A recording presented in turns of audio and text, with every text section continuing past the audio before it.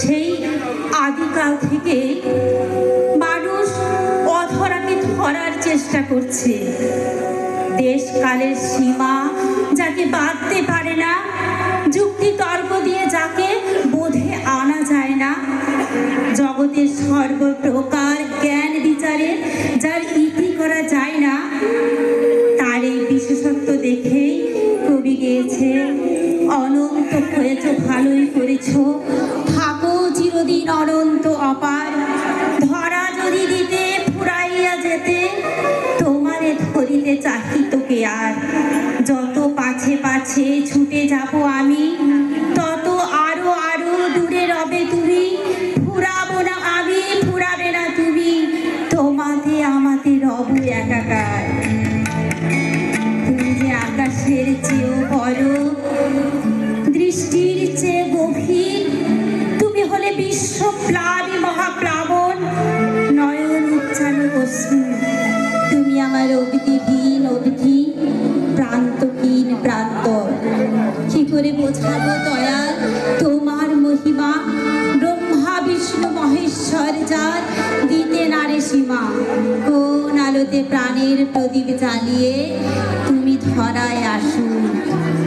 তুমি না বললে তোমার কথা বলবো কেমন করে, তুমি কইলে তবে তুমি কথিত, তুমি লিখলে তবে তুমি লিখিত, তুমি জানালে তবে তুমি জ্ঞাত, তুমি নিজেই নিজের আলেখ্য, তুমি তোমার ভাষ্য। তোমার কথা বলবো কেমন করে, দাও বলে দাও প্রাণের ঠাকুর, দাও বলে দাও মোরে। ভালোবাসায় তুমি মহাসাগরের মতো দিগন্ত বিস্তৃত, মহানুভবতায় তুমি গিরিরাজ হিমালয়ের মতো গগনচুম্বী, প্রজ্ঞায় তুমি দিবাকরের মতো ভাস্বর, করুণায় তুমি জ্যোৎস্না পুলকিত চন্দ্রমার মতো। জীব সপিয়া জীবনেশ্বর, পেতে হবে তব পরিচয়, তোমার ডঙ্কা হবে যে বাজাতে, সকল শঙ্কা করি জয়। যাহার প্রার্থনায়, যাহার আরাধনায়, যাহার সাধনায় আদিকাল অনাদি পুরুষের নামময় হয়ে এই যুগে অবতরণ সম্ভব হলো, যিনি সেই বিরাট সত্তাকে আপন জঠরে ধারণ পূর্বক সংহত পরিমাপিত করিয়া মর্তভূমিতে ভূমিষ্ঠ করিলেন, যাহার লালনে পালনে পোষণে, যাহার পরিচর্যায় পরিচালনায় ও পরিরক্ষণে সেই মহাজাতক দিনে দিনে তিলে তিলে বড় হইয়া উত্তরকালে যুগদর্শ আপুরায়মান মহামানব প্রেমবতার শ্রী শ্রী ঠাকুর অনুকূলচন্দ্র বিগ্রহ রূপে জীবোদ্ধার কল্পে জগতে অভূতপূর্ব অভিনব লীলা করিয়া গেলেন। নরকুলকে মুক্তিপথের ও জীবন বৃদ্ধির বিজ্ঞান ভিত্তিক সর্বসমন্বয়ী অমোঘ পন্থার সন্ধান ধানে ধন্য করলেন। সেই আদর্শ রূপিণী, লোকপালিনী, মঙ্গল বিধায়িনী, নারী কুল শিরোমণি, পুরুষোত্তম জননী শ্রী শ্রী মনমোহিনী দেবীর শ্রীপাদ পদ্মে করি আমার অন্তরের শত উৎসারিত শ্রদ্ধাঞ্জলি। এমন জঠর না হলে পুরুষোত্তমকে এই ধরাধামে নামিয়ে নিয়ে আসতে পারা যায় না। তাই সেই মাকে জানায় আমার অনন্ত কোটি প্রণাম। পুরুষোত্তম জন্মলীলা আমাদের মতো অধমের পক্ষে বর্ণনা করা কঠিন, তবুও সেই সাহস দেখানোর জন্য, সেই ধৃষ্টতা দেখানোর জন্যে পরম পিতার কাছে আমি ক্ষমা চেয়ে নিচ্ছি, প্রার্থনা করছি তিনি আমাদের মুখ দিয়ে ভাষ্যে সঙ্গীতে তার জন্মলীলা বর্ণন করিয়াছেন।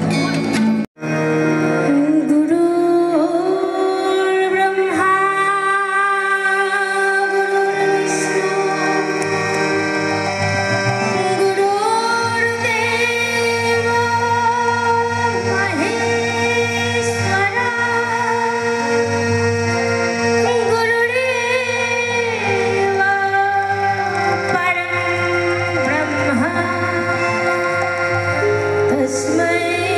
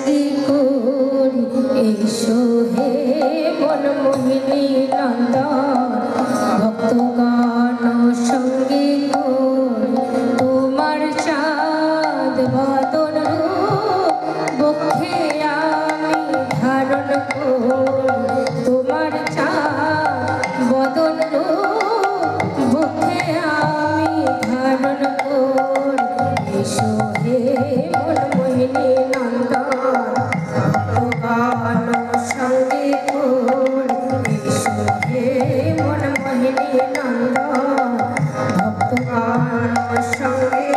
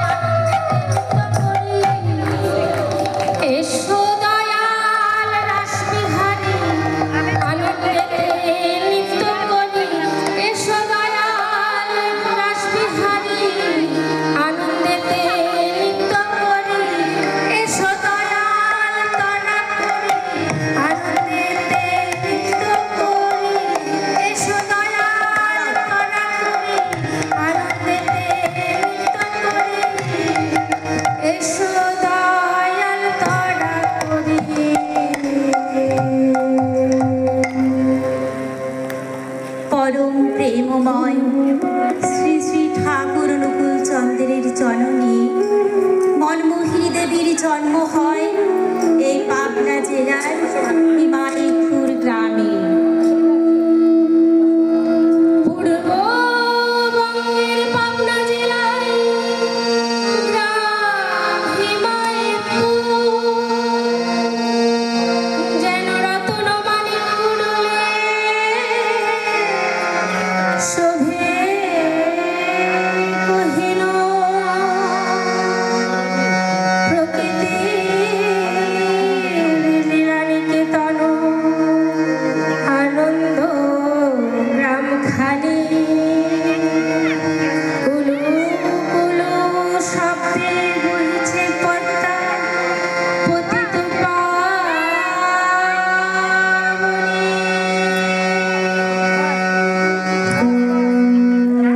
এই পাবনা জেলার হিমায়তপুর গ্রামে রামেন্দ্র নারায়ণ চৌধুরীর কন্যা মনমোহিনী 1277 সালে 18 জ্যৈষ্ঠ তারিখে জন্ম হয়।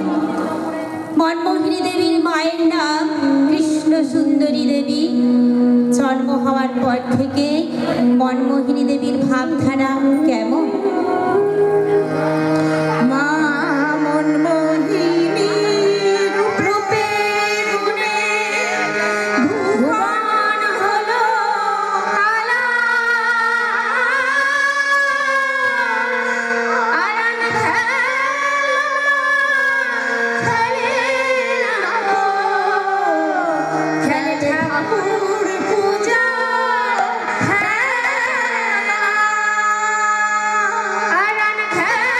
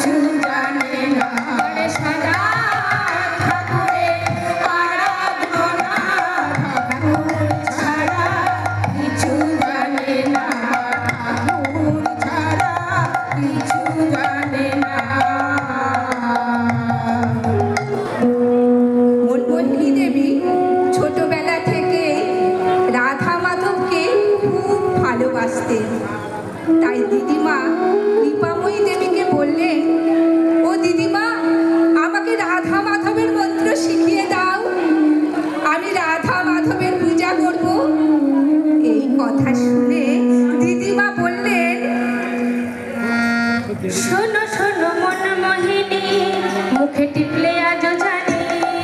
শোনো শোনো মন মোহিনী, মুখে টিপলে আজও জানি। মুখে তোর দুধের গন্ধ রয়, মুখে তোর দুধের গন্ধ রয়। তুই কি না করবি পূজা, শুনতে লাগে বড়ই মজা। তুই কি না করবি পূজা, শুনতে লাগে বড় মজা। বলবে সবাই কথা মন্দ না, বলবে সবাই কথা মন্দ না। এই রাত্রি তোর মুখ টিপলে এখনো দুধের গন্ধ পাওয়া যায়। তুই কি ঠাকুর পূজা করবি? বলেছো আমাকে তুমি 5 বছরে ধ্রুবমণি। বলেছো আমাকে তুমি 5 বছরে ধ্রুবমণি। দেখা পেল পদ্মলোচন হরি, দেখা পেল পদ্মলোচন হরি।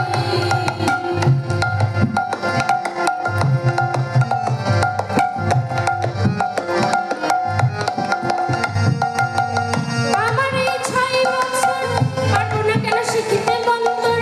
আমার এই 6 বছর পারবো না কেন শিখিতে মন্তর।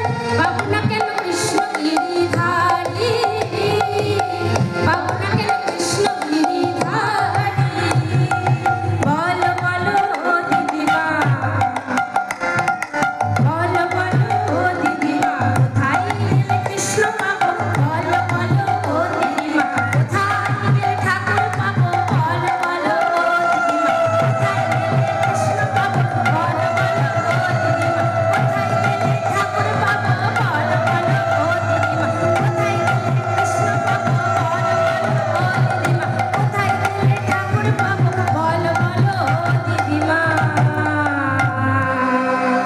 শোন নাতনি, তুই তোর বাবাকে গিয়ে বল, বাবা তুমি আমায় দীক্ষা দাও।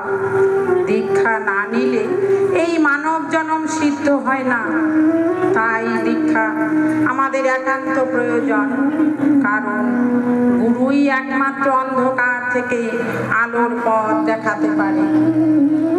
এই কথা শুনে মনমোহিনী দেবী বাবাকে বললেন, বাবা তুমি আমায় দীক্ষা দাও, আমি ঠাকুর পূজা করব। রামেন্দ্র নারায়ণ চৌধুরী বললেন, মনু, লক্ষ্মী মা আমার, মন্ত্র না শিখলে যে ঠাকুর পূজা করা যায় না। তাই আমি বলি, আজ থেকে তুমি রোজ ঠাকুর ঘরে বসে মনে প্রাণে তার কাছে প্রার্থনা করতে থাকো। দয়াল ঠাকুর নিশ্চয়ই মনোবাঞ্ছা পূর্ণ করবেন, তিনি তোমাকে মন্ত্র শিখিয়ে দেবেন। তাই 6 বৎসরের মেয়ে মনমোহিনী দেবী রাধা মাধবের চরণ তলে বসে কাঁদছেন আর বলছেন, কেমনে তোমারে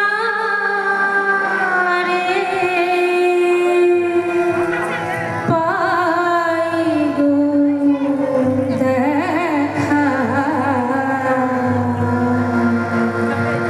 ওহে নবীন নীরজ ঘনশ্যাম।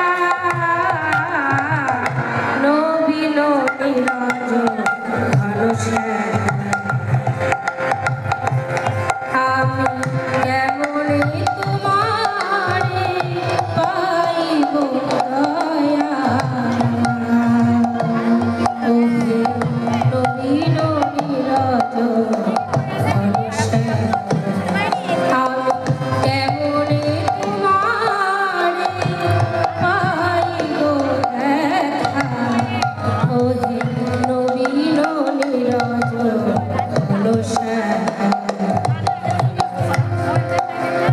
দেখা দাও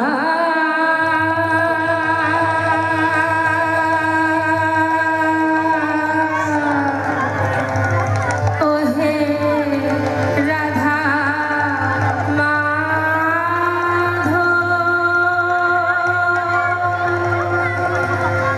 দেখা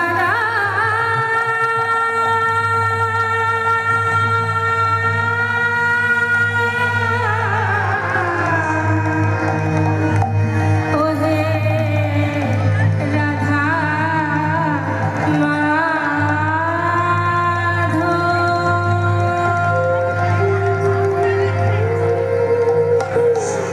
এমনিভাবে প্রতিদিন রাধা মাধবকে ডাকে আর বলে, হে রাধা মাধব, তুমি আমায় দেখা দাও, কৃপা করো, দয়া করো ঠাকুর। একদিন ভাই লোহাকে সঙ্গে নিয়ে ঠাকুর ঘরে প্রবেশ করে ঠাকুরের কাছে এসে বলছে, ঠাকুর, তুমি তো বাবাকে মন্ত্র শিখিয়ে দিয়েছো, আমাদের তুমি মন্ত্র শিখিয়ে দাও। এইভাবে রাধা মাধবের চরণে প্রাণের কাতর প্রার্থনা নিবেদন করছেন। কিন্তু এতেও ঠাকুরের মন্ত্র বাবার সৌভাগ্য হলো না। মনোমোহিনী দেবী মনে মনে ভাবলেন, বাবা ঠাকুরকে ভোগ দেওয়ার পর ঠাকুরকে সিংহাসনে স্বয়ং দিয়ে যান, তাই ঠাকুর আমাদের প্রার্থনা শুনতে পান না। একদিন তাই মনোমোহিনী দেবী কি করলেন, বাবা পূজা সেরে ঠাকুরকে স্বয়ং দিয়ে চলে গেলেন। আর ভাই বোন দুজনে ঠাকুর ঘরে গিয়ে ঠাকুরের বিগ্রহকে সিংহাসনের উপরে দাঁড় করিয়ে কত না আবদারি আগ্রহের সাথে বলতে লাগলো, ঠাকুর, এতদিন তুমি ঘুমিয়ে থাকতে পারে আমাদের প্রার্থনা শুনতে পাওনি, আজ তুমি জেগে আছো, আজ কিন্তু আমাদের মন্ত্র শিখিয়ে দিতেই হবে।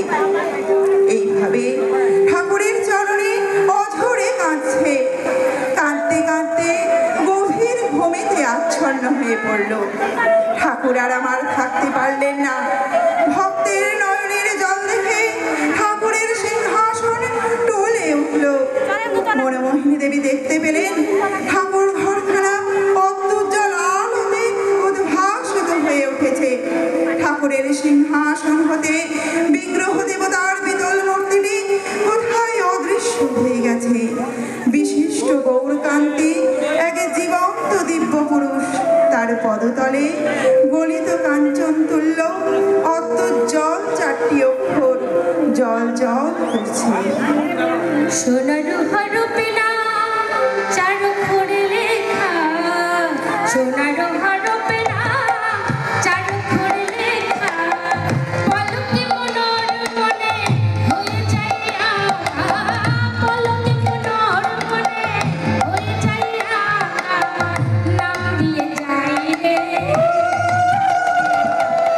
নাম দিয়ে যাই রে এক বিরাট জ্যোতির্ময় পুরুষ, নাম দিয়ে যাই এক জ্যোতির্ময় পুরুষ, নাম দিয়ে যাই রে এক বিরাট জ্যোতির্ময় পুরুষ, নাম দিয়ে যাই রে।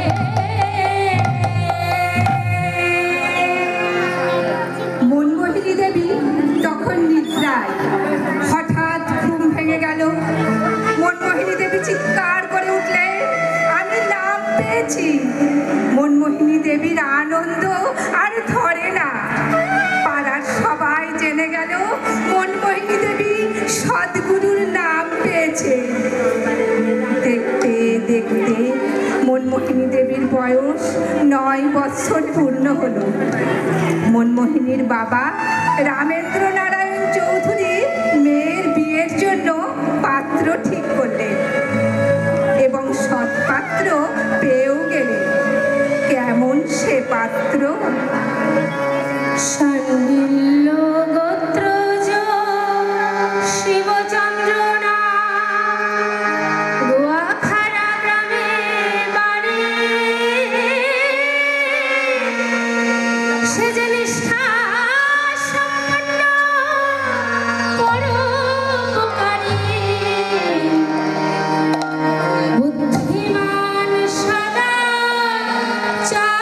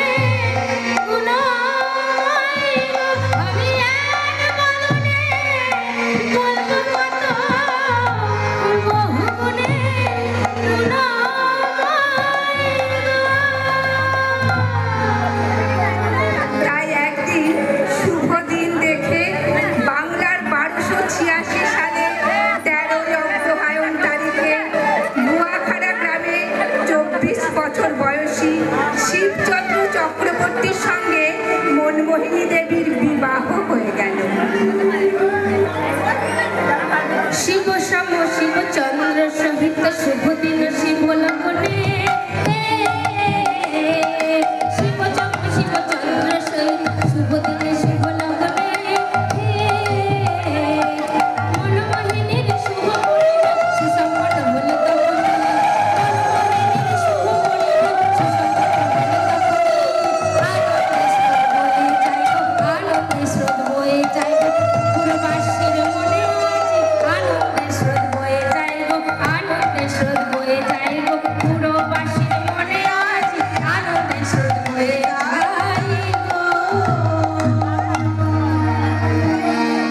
মনমোহিনীর বিবাহের কিছুদিন পরে মনমোহিনীর বাবা রামেন্দ্র নারায়ণ চৌধুরী মারা গেলেন। স্বামীর মৃত্যুর পর কৃষ্ণ সুন্দরী দেবী জামাই আর মেয়েকে থাকবার জন্য অনুরোধ করলেন এই পাবনা জেলার হিমায়তপুর গ্রামে। কারণ এত বড় বিষয় সম্পত্তি দেখাশোনা করবে কে? তাই শাশুড়ির অনুরোধে নিজ গ্রাম গুয়াখাড়া বাড়ি পরিত্যাগ করে চলে এলেন পাবনা জেলা হিমায়তপুর গ্রামে। এদিকে মনমোহিনী দেবী গুরুদেবকে দেখবার জন্য মন বড় চঞ্চল হয়ে উঠেছে। হঠাৎ মনমোহিনীর বাল্যবন্ধু বিপদনাশিনীর সঙ্গে দেখা। মনোময় প্রভাত। বিপদনাশিনীর স্বামী ঈশ্বরচন্দ্র চক্রবর্তী এই প্রভাতকালে নাম জপ করছে।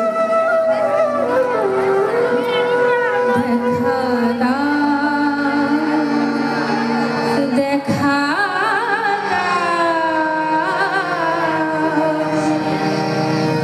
রাধা স্বামী দয়াল হরি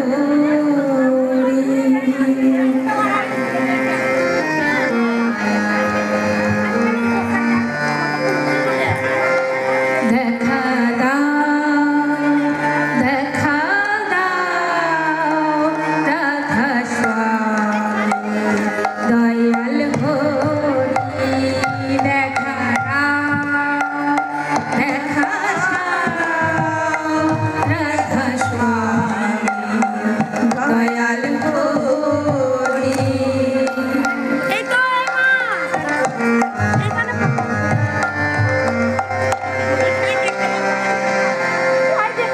কৃষ্ণ মুরারি গিরিধারী বনচারী মনোহারী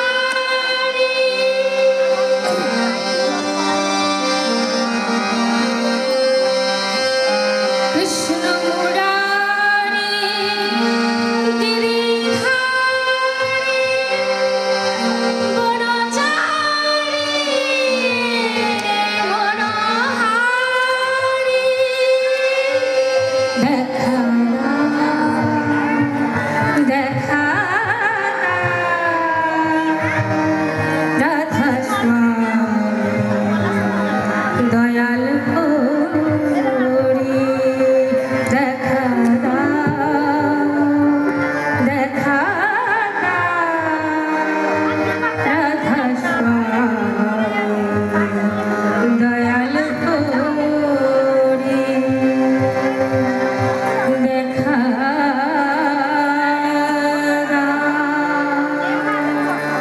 দেখা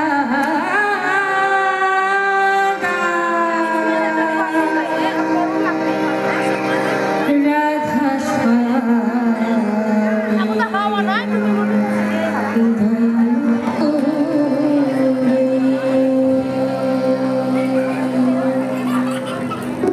এই নাম শুনে মনমোহিনী দেবী চমকে উঠলেন। এরপর ঈশ্বরচন্দ্র চক্রবর্তী মহাশয়ের সহায়তায় আগ্রার দয়ালবাগে দ্বিতীয় সন্ত সদ্গুরু শ্রী শ্রী হুজুর মহারাজের কাছে চিঠির মাধ্যমে দীক্ষা হলো। তারপর মাতা মনমোহিনী দেবী গুরুদেবের সঙ্গে সাক্ষাৎ করার জন্য ইচ্ছা প্রকাশ করেন এবং কলকাতায় গুরুদেবের সঙ্গে তার দেখাও হয়, সাক্ষাৎ একদিন মনমোহিনী দেবী গুরুদেবকে নিবেদন করলেন, ঠাকুর গো, তোমার মতো যদি একটি ছেলে আমি পেতাম তবে তাকে নিয়ে সব দুঃখ ভুলে থাকতাম। গুরুদেব বললেন, মা মন, আমি কে? যিনি এলে পৃথিবী যুগে যুগে পরিত্রাণ হবে, সেই মহাপুরুষ আসছে তোমার গর্ভে। গুরুদেবের এই আশীর্বাদ পাওয়ার পর প্রতিনিয়ত ত্রিসন্ধ্যা সাধন ভজন করেন। দেখতে দেখতেই যখন 14 বছর বয়স হলো, সেই সময় মাতা মনমোহিনী দেবী অন্তঃসত্ত্বা হলেন। মা মনমোহিনীর ছেলে হবে, রটে গেল পাড়াময়। মা মনমোহিনীর ছেলে হবে,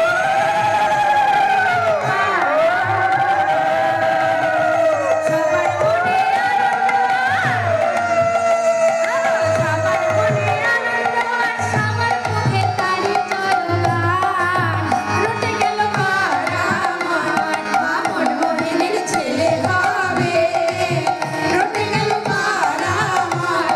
মা মনমোহিনীর ছেলে হবে, রটে গেল পাড়াময়। দেখতে দেখতে দিন চলে যায়। 1 মাস, 2 মাস, এভাবে 5 মাস কেটে গেল।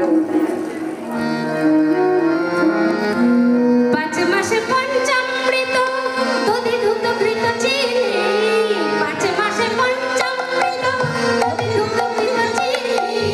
মধু সহ পান করে মা ধন্য হন মনোহরি, মধু সহ পান করে মা ধন্য হন মনোহরি। 7 মাসে শুভ ফলে সাধু ভক্ষণ করে, 7 মাসে শুভ ফলে সাধু ভক্ষণ করে।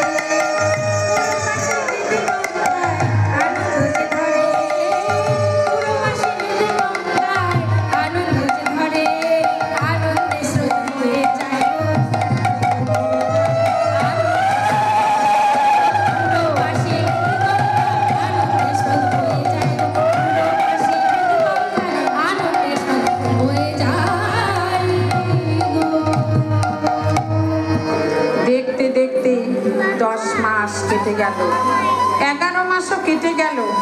সবাই বলা বলি করছে, এ কি ছেলে পেটে এলো?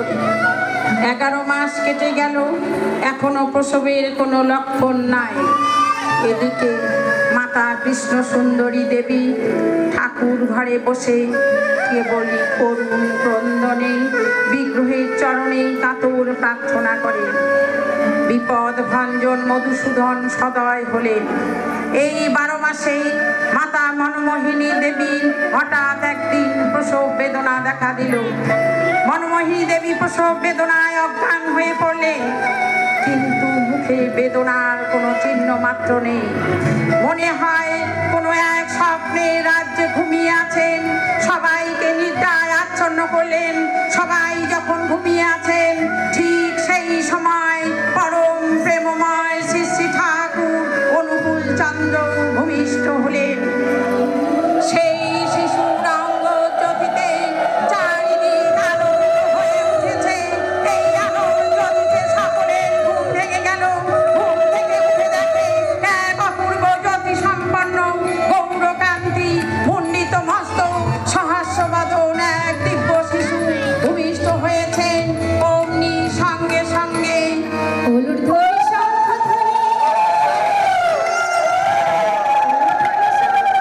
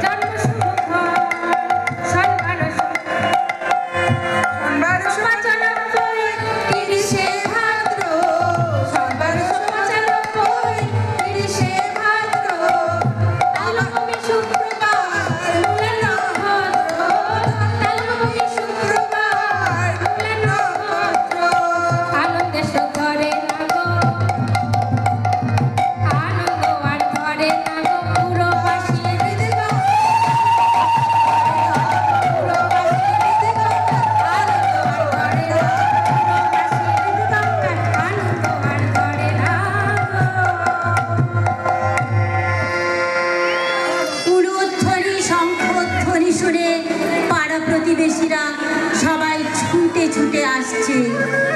যেমন শ্রীকৃষ্ণের বাঁশি শুনে ব্রজগোপীগণ ছুটতে ছুটতে গিয়েছিল, ঠিক তেমনই ভাবে সবাই ছুটতে ছুটতে চলেছে শ্রী অনুকূলকে দেখবে বলে। ধীবররা পদ্মায় মাছ ধরছিল, হঠাৎ তারা দেখলো চক্রবর্তী বাড়িতে আগুন লেগেছে। তারা তড়িখানি তীরে ঠেকিয়ে দিয়ে আগুন আগুন বলে চিৎকার করছে, কিন্তু এসে দেখে কিনা কোথায় আগুন। এক সদ্যজাত শিশু, এই শিশুর অঙ্গের এত জ্যোতি যে চারিদিক আলোকিত হয়ে উঠেছে। শিশু ভূমিষ্ঠ হয়ে কি করছে? শিশু কাঁদে নাই কাঁদে না, শিশু কাঁদে নাই কাঁদে না,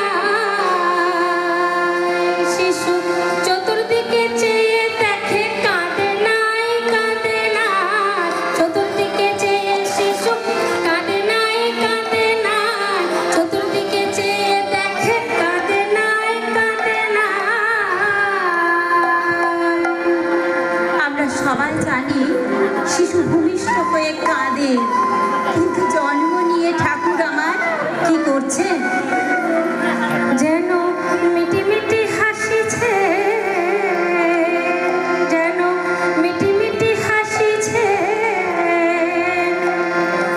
চতুর্দিকে চেয়ে শিশু মিটি মিটি হাসিছে, চতুর্দিকে চেয়ে শিশু মিটি মিটি হাসিছে, সবাইকে হাসাবে বলে চতুর্দিকে চেয়ে শিশু মিটি মিটি হাসিছে, না সবাইকে হাসাবে বলে চতুর্দিকে চেয়ে শিশু মিটি মিটি হাসিছে, সবাইকে হাসাবে বলে চতুর্দিকে চেয়ে শিশু মিটি মিটি হাসিছে। এই শিশুকে দর্শন করা মাত্র সবাই মিলে জয়ধ্বনি করছে।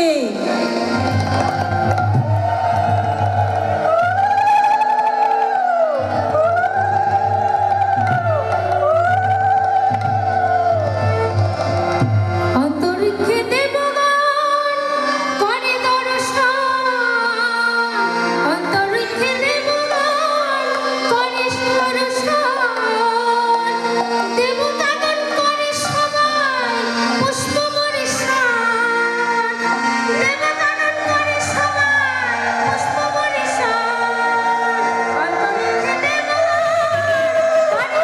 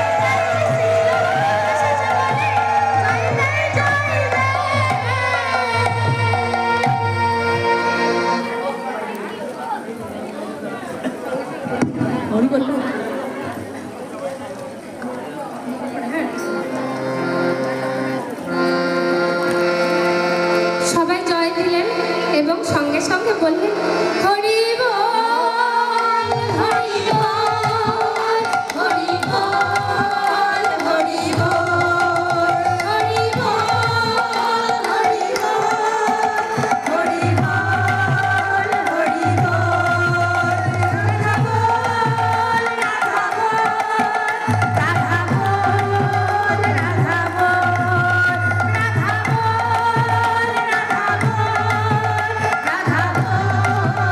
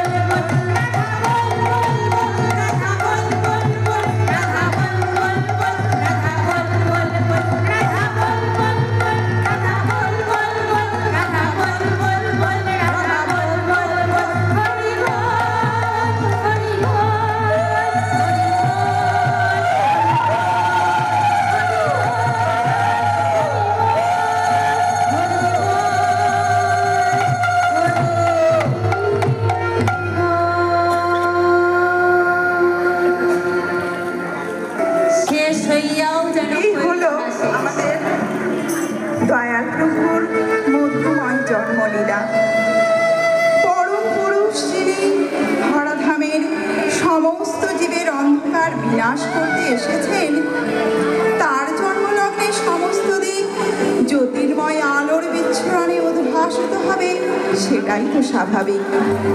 আর প্রেমময় প্রভু, এই ধরিত্রীর পালককর্তা পরম পিতা পরম পিতৃস্নেহে চেয়েছেন তার সমস্ত সন্তান যেন সদা সর্বদা জীবনের দুঃখময় দিকগুলোকে পরাজিত করে হাস্যমুখর হয়ে ওঠে। পিতা কি কখনো সন্তানের চোখের জল, বুক ভরা কান্নার বেদনার হাহাকার সহ্য করতে পারেন? পারেন না। আর সেই উদ্দেশ্যে তার অক্লান্ত প্রয়াস, যার প্রতিফলন এখনো নিরন্তর বয়ে চলেছে আচার্য পরম্পরার মধ্য দিয়ে। তাই জীবন চলনার পথে শুধু পরম পিতাকে সুখী করার লক্ষ্যে যদি আমরা এগোতে পারি, একমাত্র তবেই জীবনের সমস্ত প্রতিকূলতাকে পরাস্ত করে আমরা সর্বসুখের অধীশ্বর হতে পারব। তাই তো বলতে ইচ্ছে করে, ওগো